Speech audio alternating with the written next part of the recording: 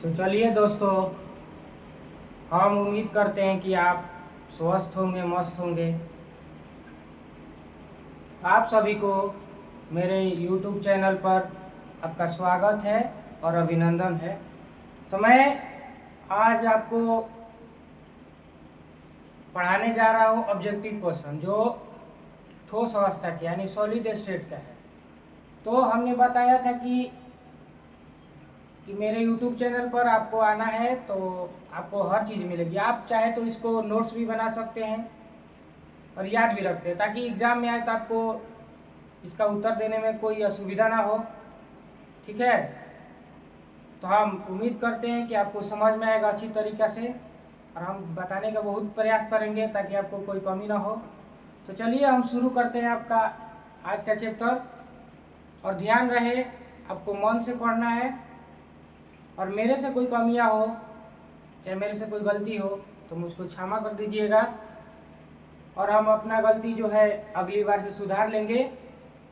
और जो भी गलती होगा मुझे बता दीजिएगा, चाहे आपको जो भी कमी है आपको पढ़ने में। तो एक हम बात बताना चाहते हैं कि किसी ने हमसे पूछा था कि सर आप केवल यही पढ़ाते हैं केमिस्ट्री, तो नहीं, ऐसा बात नहीं है। हम हर सब्जेक्ट पढ़ाएंगे, आपको हर सब्जेक्ट की सुविधा देंगे।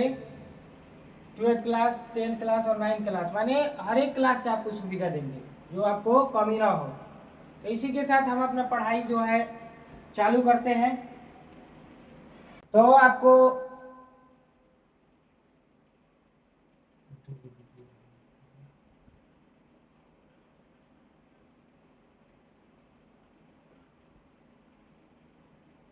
तो बताना है आपको इनमें से कौन अक्रिस्टलीय है। तो आपको बताना है कि इनमें से कौन अक्रिस्टलीय। जो नमक होता है वो क्रिस्टलीय होता है, और जिंक सल्फेट जो होता है वो भी क्या होता है, क्रिस्टलीय होता है। लेकिन कांच जो है वो अक्रिस्टलीय होता है, क्योंकि इसको हम लोग जिस सांचे में या बर्तन में या जिस प्रकार इसको तोड़ेंगे वो उसी प्रकार का हो जाएगा। इसी को हम लोग, कांच को हम लोग बोलते हैं अक्रिस्टलीय। ठीक है, तो अब दूसरा बताना है आपको कि बेरवेदार ठोस कौन। बेरवेदार ठोस कहने का मतलब है कि किसकी परमाणु अणु और आयन एक साथ नहीं होते हैं, और किसकी परमाणु अणु आयन एक साथ होते हैं।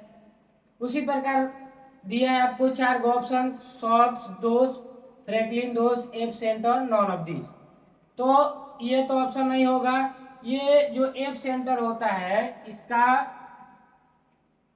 इसका जो परमाणु अणु और आयन एक साथ होते हैं, और फ्रैंकलिन जो है इसका भी परमाणु अणु और आयन एक साथ हो। लेकिन जो शॉर्ट्स दोष है, इसका परमाणु अणु और आयन एक साथ नहीं होते हैं, क्योंकि इसीलिए इसको अक्रिस्टलीय माना जाता है, इसको क्रिस्टलीय माना जाता है, इसको भी अक्रिस्टलीय माना जाता है। तो हम लोग को ये ऑप्शन न लगा के हम लोग को ये ऑप्शन लगाएंगे, क्योंकि ये ऑप्शन जो है आपका सही है।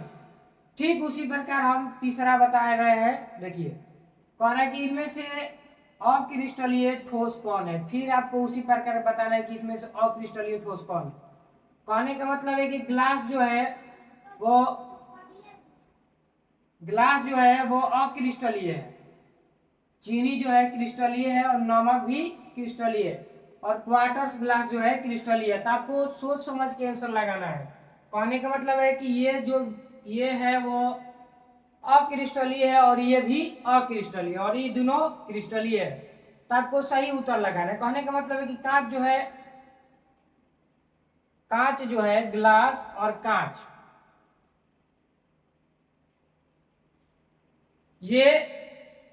ये अपना आंसर जो है वो गलत हो जाएगा। हम लोग इसको लगाएंगे, लेकिन ये यदि नहीं रहता है तो हम लोग इसको लगा सकते हैं, लेकिन ये है तो इसको नहीं लगाएंगे क्योंकि गलत हो जाएगा। इसी के साथ हम लोग ये लगाएंगे, ये सही होगा। आपका समझ में आया? ठीक है, तब इसी के प्रकार आपको बताना है कि क्रिस्टलीय कितने प्रकार के होते हैं। क्रिस्टलीय कितने प्रकार के हो? क्रिस्टलीय 2 प्रकार के होते हैं।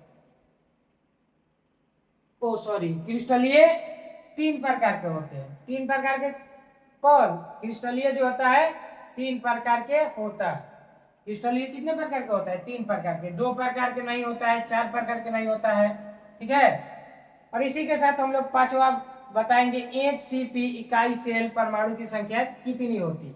कहने का मतलब है कि HCP परमाणु HCP सेल में परमाणु की संख्या कितना होती है। कहने का मतलब है कि हेक्सागोनल क्लोज पैकिंग में परमाणु संख्या की कितना होती है। कहने का मतलब है कि HCP का फुल फॉर्म होता है, यहाँ पे लिख देते हैं HCP का, तो HCP का होता है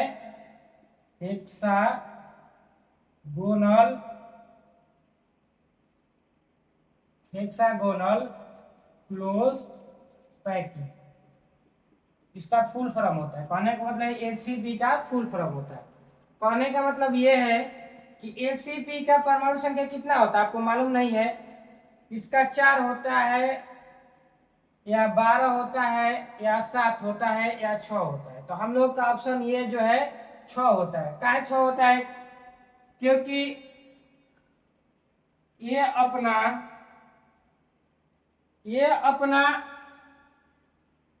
अपना परमाणु संख्या Z और HCP के परमाणु संख्या 6 होते हैं। तो कहने का मतलब है कि HCP का परमाणु संख्या 6 होता है और Z का भी परमाणु संख्या 6 होता है। इसी के साथ हम लोग, इसका ऑप्शन हो जाएगा 6। ये आपको सही है।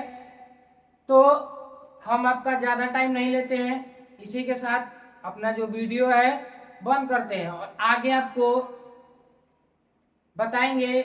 और इसके साथ 5 हुआ और इसके बाद अगले बार 50 बताएंगे। तो आपको उम्मीद करते हैं कि आपको समझ में आया होगा, और नहीं समझ में आया तो आपको हमको बताना है सर कि हमको समझ में नहीं आया, फिर से हम बताएंगे और अच्छे तरीके से बताएंगे, ठीक है।